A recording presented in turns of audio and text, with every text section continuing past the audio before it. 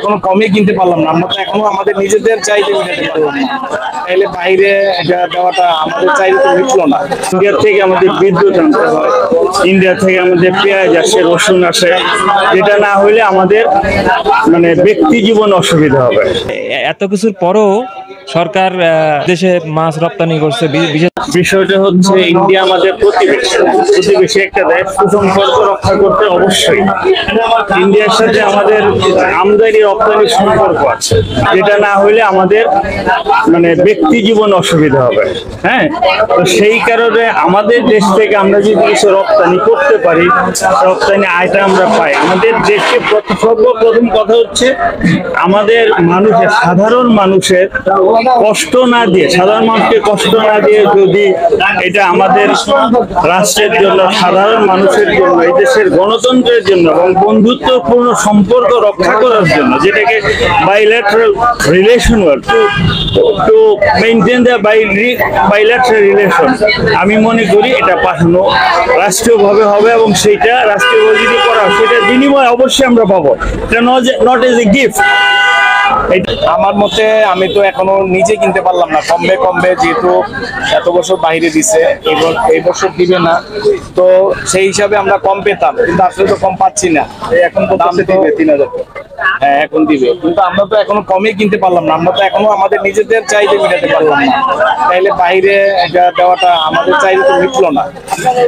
এখন বাকিটা সরকার জানে, সরকার বুঝবে।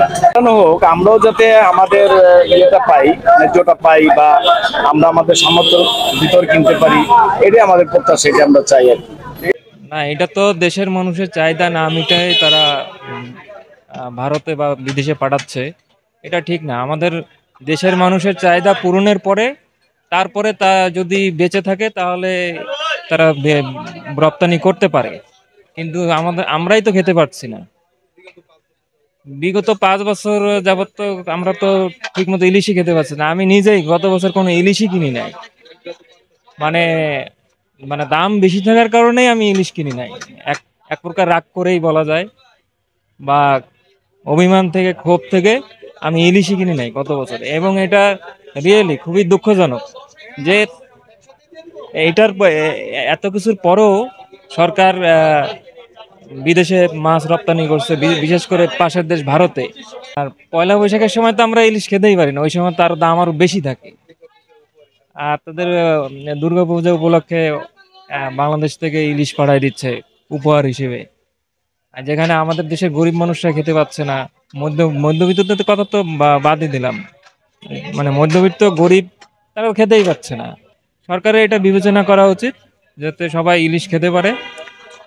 হ্যাঁ, ইলিশ বাংলাদেশের জাতীয় মৎস্য মাছ, সেই হিসেবে সরকারের উচিত যে সবাই যাতে ইলিশটা মানে হাতের নাগালে পায়, কম দামে, এটার ব্যবস্থা করা উচিত।